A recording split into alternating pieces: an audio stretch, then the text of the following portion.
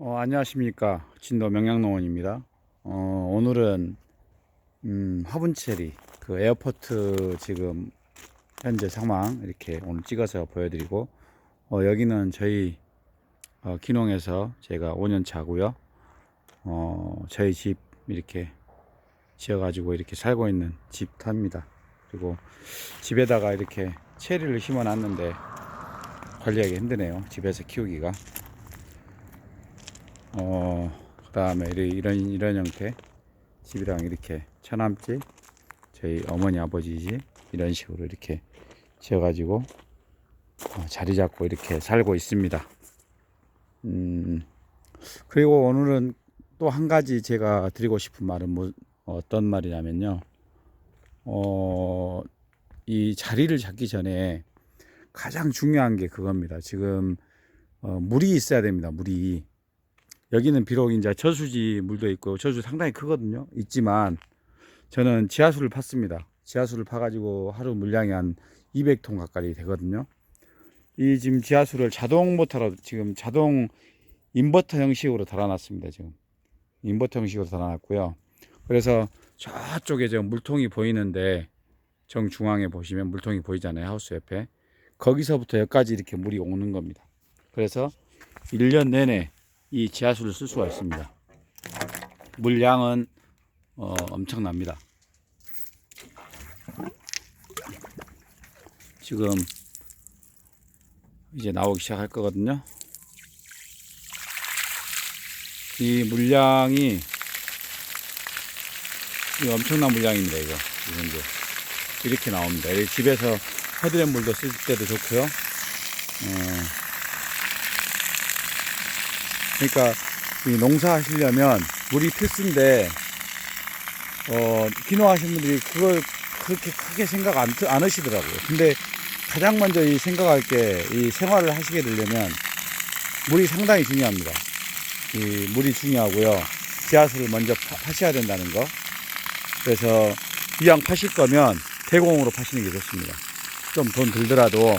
그래서 나중에 어떤 작물을 하셔도 물은 꼭 필요하니까, 물은 꼭 필요합니다. 그래서 이 물을 좋은 데를 잘 잡아가지고 물 먼저 파시라, 저는 그 말을 오늘 드리고 싶고요. 먼저 보시면 이렇게 물량이 많습니다. 여기. 그래서 이렇게 잠그면 자동으로 모터가 꺼지게끔 해놨습니다. 인버터 형식으로. 그러니까 큰 모터가 지하 100m 이하로 들어가서 거기서 자동으로 이렇게 모터가 켜지고 꺼지고 이런 형태로 지금 만들어 놨고요. 오늘 여기 집 앞에 지금 체리이고요. 이런 형태. 지금 좀 대목만 있는 것들은 접도 해놨고요. 그래서 지금 현재 이런 형태입니다. 화분 체리.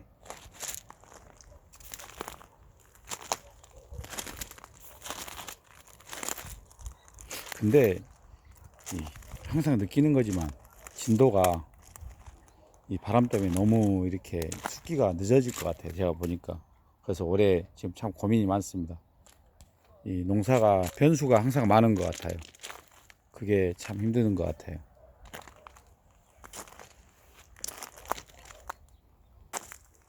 저희 집 앞에 이렇게 저수지가 큰 데가 있으니까 경관도 아름답고요.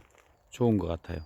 그래서 이 집터를 이렇게 잡으실 때도 그런 것 같아요.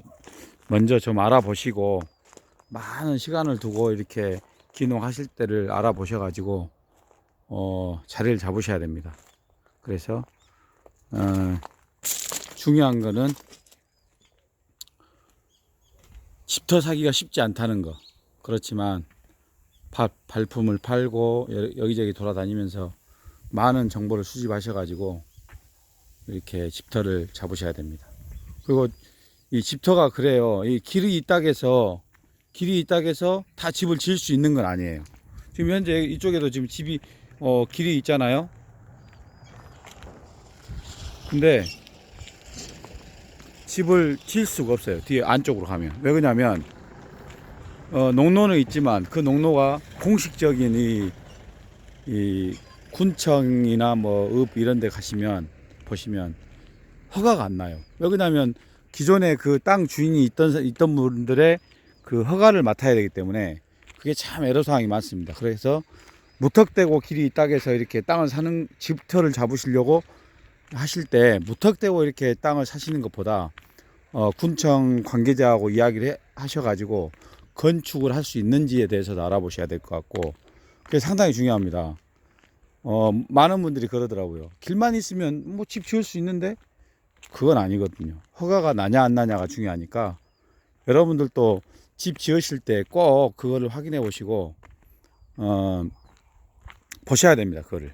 그걸 안 보시면은 집 땅을 사놓고 땅을 치고 후회하는 그런 경우도 있습니다. 그러니까 제가 드리고 싶은 말은 집터를 사시려고 알아보실 때에는 토지대장서부터 해서 도시계획 그 다음에 뭐 여러 이렇게 토지 뭐 형질 변경 이런 거에 대해서 다 알아보시고 그 다음에 특히나 건축을 하시려고 한다면 건축가 가셔가지고 여기 개발행위를 하려고 하는데 집을 지을 수 있냐 이것도 한번 알아보셔야 됩니다.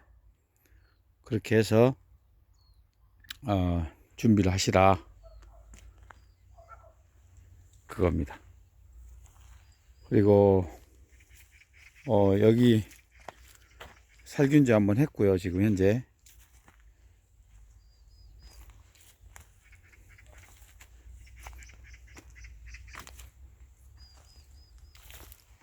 근데 지금 현재 여가 쌍자과가 제법 있더라고요. 지금 하우스 옆이라 좀 뜨거워서 그런지 여기 보시면 이게 지금 쌍자과거든요. 이게 쌍자과예요. 지금 안에 암술이 2개가 있거든요. 보이시려나 모르겠어요. 지금 보이시죠? 2개. 가운데 쪽에 노란 걸로 보이는 대 있죠. 그게 2개거든요. 이게 쌍자과예요. 그 다음에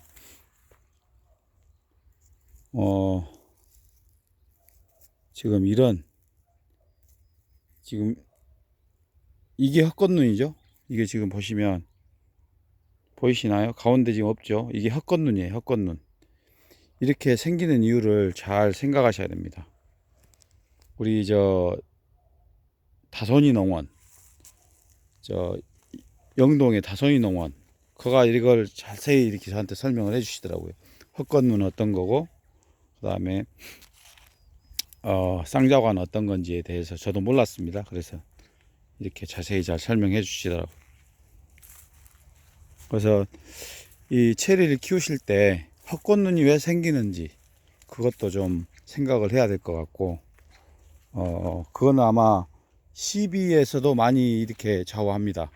그래서 그 시비도 잘 생각하셔야 될 것 같고 그 다음에 이제 이게 접도 해놨는데요. 접어 한번 해봤는데 뭐 아직은 모르겠네요. 잘 될 것 같은데 요건 뭐 충실히 올라오고 있네요.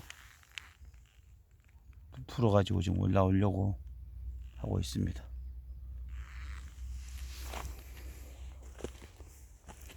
이거는 이제 이런 형태 보이시죠?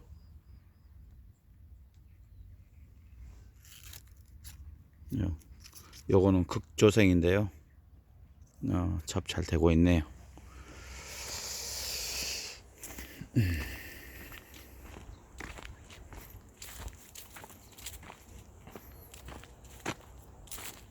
진도는 올해 제가 느낀 바로는 그런 것 같아요. 지금 극초생으로 가야 될 것 같아요.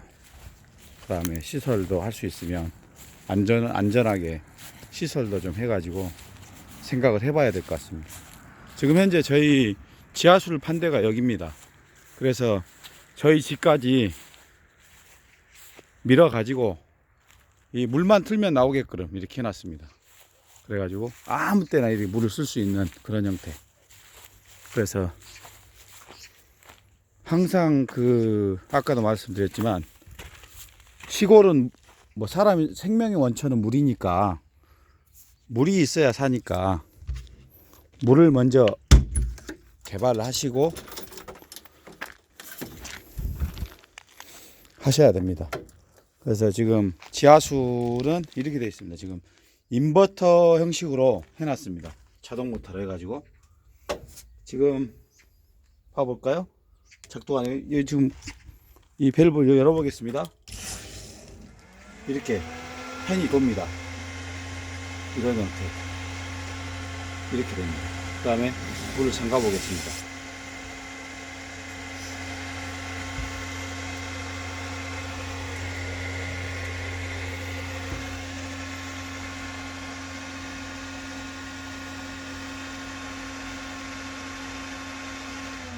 꺼지죠? 이렇게 지금 만들어 놨습니다. 그래서 이 수돗물처럼 사용할 수가 있어요. 가지고 겨울에 얼지만 않게 잘 관리를 하시면 좋거든요. 그렇게 하시면 될 것 같고,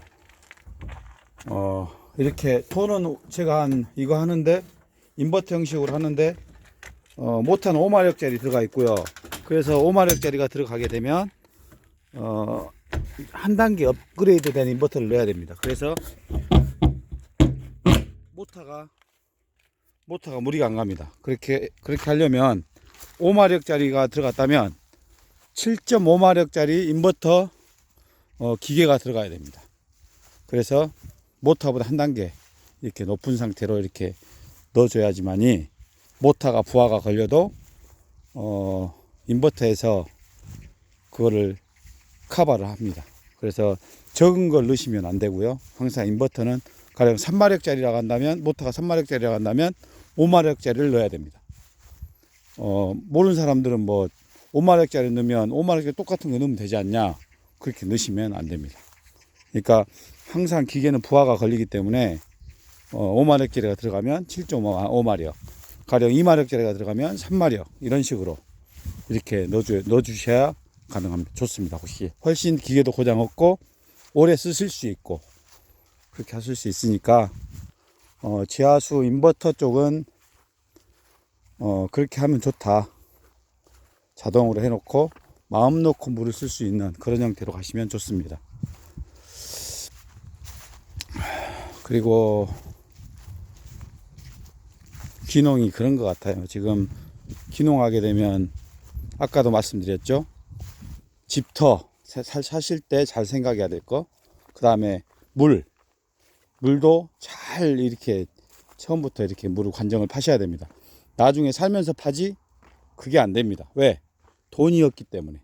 돈이 많이 들어갑니다. 그러면 막상 살면서 이렇게 관정을 파서 이렇게 하려고 하면 돈이 너무 많이 들어가기 때문에 부담이 커서 이걸 어떻게 해야 될까 고민을 많이 하게 되죠. 그래서 암만 해도 기농 초기에는 돈이 있으니까 그때 관정을 파시라. 아니면 뭐 정부 지원을 받을 수 있으시면 정부 지원을 받으셔도 좋고요. 여기는 이제 블루베리 한 800주 정도 들어가 있습니다. 여가. 오늘은 그거죠. 오늘은 뭐 에어포트 보시긴 봤지만 뭐 이제 뭐 꽃 피어가지고 이제 돼가고 있고요. 아까 말했듯이 쌍저가, 헛꽃, 지금 이게 지금 정상적인 꽃이고요. 지금 이게 정상적인 꽃이고요. 가운데 쪽에 보이시죠? 암술. 이거는 헛꽃눈. 눈이 없습니다. 헛꽃눈입니다. 이게. 그리고 쌍저가를 한번 찾아볼까요? 또 쌍저가가 있을 텐데요.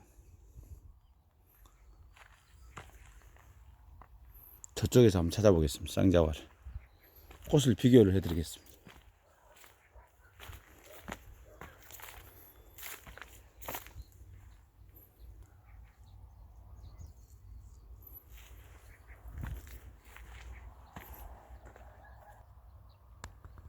우리 꿀벌도 일하고 있네요.